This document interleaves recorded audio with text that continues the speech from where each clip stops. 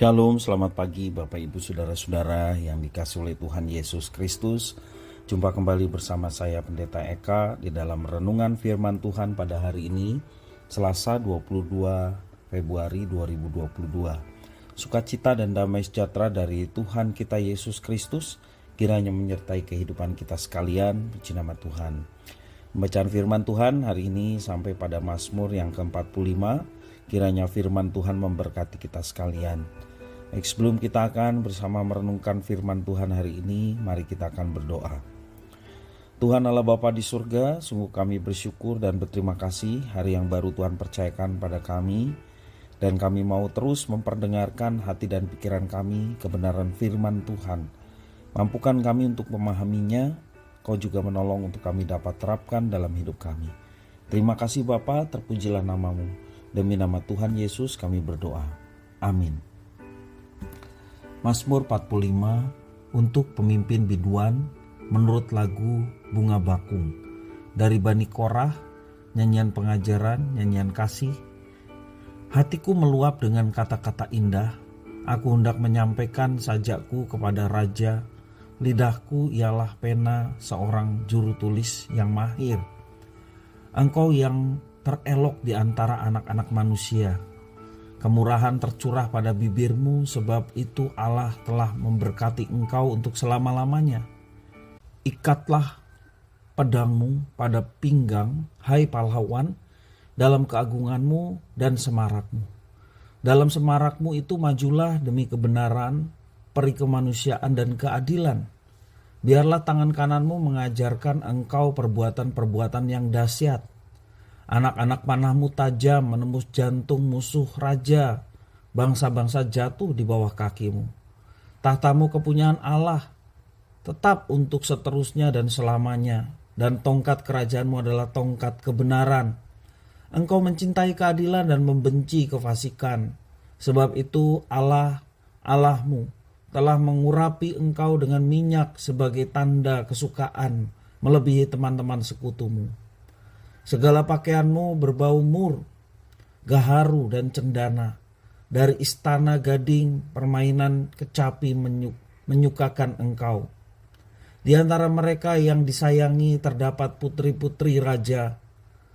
Di sebelah kananmu berdiri permaisuri berpakaian emas dari Ofir. Dengarlah hai putri, lihatlah dan sendengkanlah telingamu. Lupakanlah bangsamu dan seisi rumah ayahmu. Biarlah raja menjadi gairah karena keelokanmu, sebab dialah Tuanmu. Sujudlah kepadanya. Putri terus datang dengan pemberian-pemberian orang-orang kaya di antara rakyat akan mengambil muka kepadamu. Keindahan belaka putri raja itu di dalam. Pakaiannya berpakan emas. Dengan pakaian bersulam berwarna-warna ia dibawa kepada raja. Anak-anak dara mengikutinya, yakni teman-temannya yang didatangkan untuk dia. Dengan sukacita dan sorak-sorai mereka dibawa. Mereka masuk ke dalam istana raja. Para bapak leluhurmu hendaknya diganti oleh anak-anakmu. Nanti engkau akan mengangkat mereka menjadi pembesar di seluruh bumi. Aku akan memasyurkan namamu turun-temurun. Sebab itu bangsa-bangsa akan bersyukur kepadamu untuk seterusnya dan selamanya. Bapak Ibu Saudara-saudara, sesuai dengan judul yang diberikan Lembaga Alkitab Indonesia, Mazmur ini adalah nyanyian yang disampaikan oleh Bani Korah pada waktu pernikahan raja. Uniknya Bani Korah menyatakan nyanyian ini bukan hanya sebagai nyanyian kasih, tetapi juga nyanyian pengajaran. Bahkan nyanyian pengajaran ditempatkan terlebih dahulu sebelum menyebutkan nyanyian kasih. Bukankah nyanyian pada waktu pernikahan lebih pantas disebut nyanyian kasih? Tetapi mengapa Bani Korah juga menyebutnya sebagai nyanyian pengajaran? Karena selain menggambarkan keagungan kasih dari sang raja dan permaisuri, nyanyian ini juga mengajarkan pentingnya keelokan karakter sang raja yang ditunjukkan dengan bertindak demi kebenaran, peri kemanusiaan dan juga keadilan, melebihi keelokan fisik semata. Selain itu, Mazmur ini juga mengajarkan betapa pentingnya ketundukan dan hormat dari sang mempelai wanita kepada raja, karena itu adalah tuannya. Tindakan mempelai pria yang didasarkan pada kebenaran, juga kepri kemanusiaan dan keadilan, diresponi dengan ketundukan dan juga hormat ya dari mempelai wanita. Konsep yang sama juga kita temukan di dalam surat-surat Paulus, khususnya Efesus pasal yang kelima ayat 21 sampai 33. Juga Kolose pasal 3 ayat 18 sampai 19. Juga yang menarik di dalam kitab Ibrani pasal 1 ayat yang ke-8. Kitab Ibrani ini mengutip dari Mazmur 45 ini. Saya bacakan ayat 8 dan 9. Tetapi tentang anak ia berkata, tahtamu ya Allah tetap untuk seterusnya dan selamanya. Dan tongkat kerajaanmu adalah tongkat kebenaran untuk mencintai keadilan dan membenci kefasikan. Sebab itu Allahmu telah mengurapi engkau dengan minyak sebagai tanda kesukaan melebihi teman-teman sekutumu.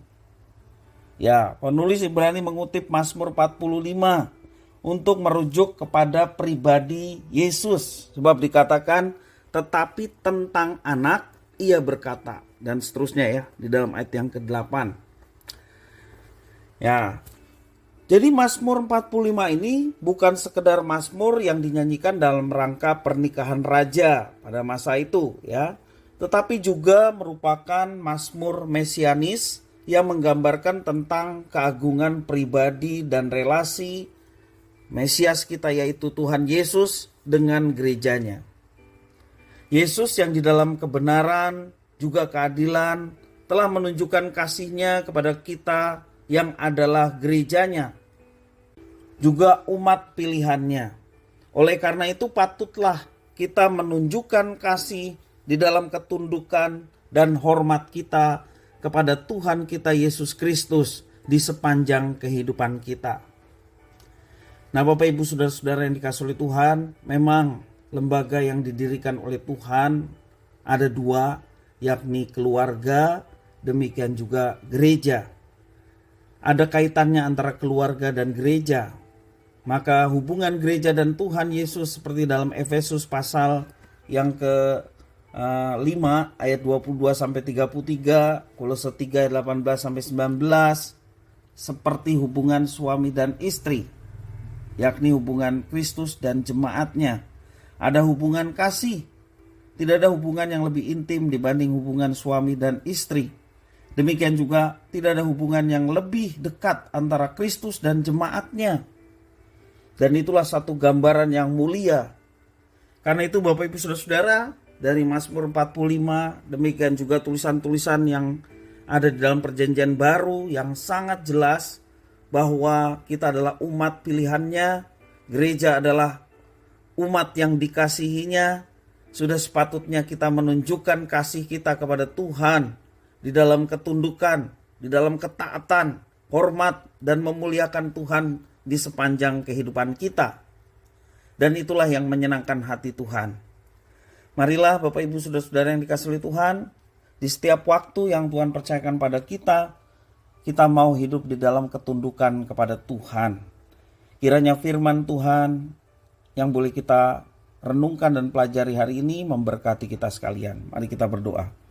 Tuhan Allah Bapa di surga, terima kasih atas firman-Mu. Mampukan kami untuk kami dapat terapkan sebagai mempelai-mempelai Kristus, sebagai kekasih hati Kristus. Kami mau hidup dalam ketundukan kepada Engkau. Terima kasih ya Tuhan, inilah doa permohonan ucapan syukur kami. Demi nama Tuhan Yesus kami berdoa. Haleluya. Amin.